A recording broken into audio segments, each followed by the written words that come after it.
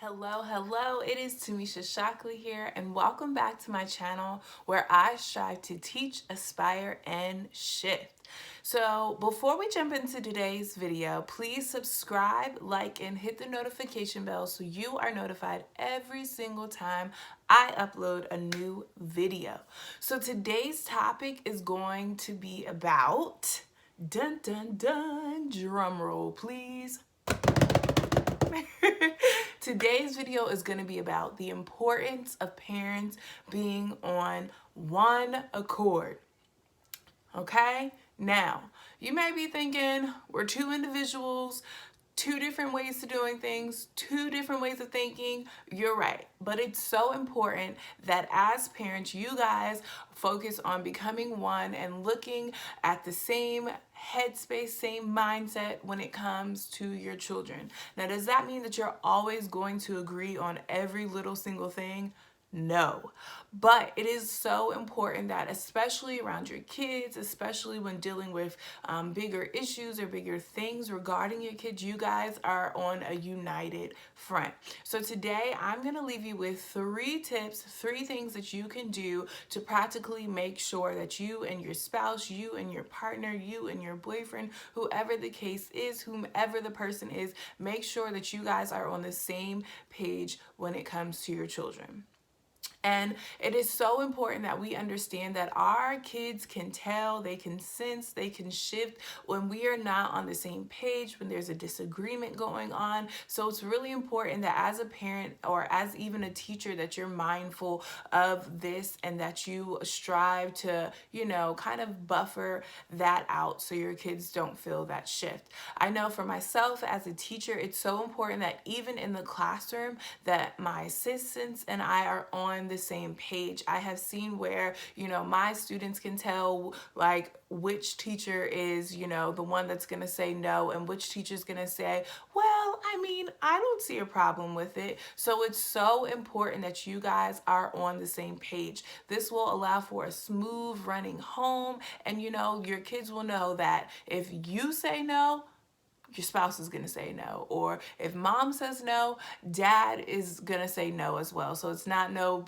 pinging back and forth or working the system, so to speak. So the first tip that I have for you guys is talk about it. Talk about it. This is the biggest thing that you can do, and it's so important that when you're talking about it, you are truly hearing and you're listening to one another. So during this time of talking it out, it's important that you are listening with the intent of listening, hearing what the other person is saying, not listening to respond or come back against what they're saying because you don't agree. It's important that when you talk about it, identify your priorities, figure out what are some of the similarities that we have, what are some of the differences that we are disagreeing on, and figuring out how we can come to a common ground for our kids on the matter, the issue, or whatever you guys may be trying to come on the same page about. The second thing that you can do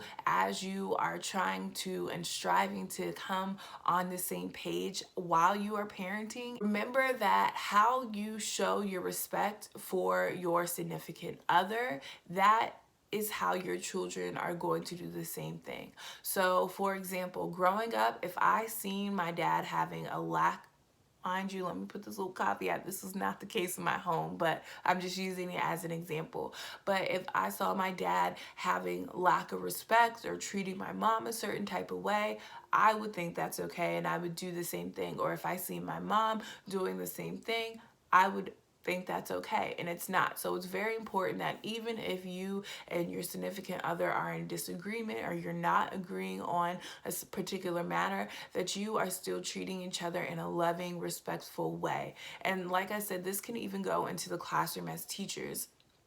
Your students can sense when you and your assistant are in strife, so they can work that magic. So make sure that you guys, even if you're disagreeing on something, that you come to a conclusion, like maybe it's trying to figure out who's going to take charge of a project. If you guys can't figure that out right then and there, make sure that you agree on how you're going to respond to your kids or your students when they do come to you in a respectful manner. And the third thing that you need to remember in becoming on the third thing that you need to remember when coming on one accord with one another is you are working together. Remember that you both have the best interests of your kids at heart. And even though your spouse or your significant other may be going about that in a different manner than you would, remember that prayerfully they have your child's best intentions at heart. And so remember that you're on the same team, you're fighting together, you're not fighting against one another. Talk it out, figure out what common ground you guys can come to, because this is so important and it really is going to make the difference in your kids. And just be mindful. I hope this video helped, and please leave a comment down below on if this is something you struggled with. How did you guys come on the same page? And even if you want to leave a nugget about what you have noticed the importance of being on the same page is all about and how it's helped you in your home. Thank you guys so much for watching, and I will talk to you guys later. Bye-bye.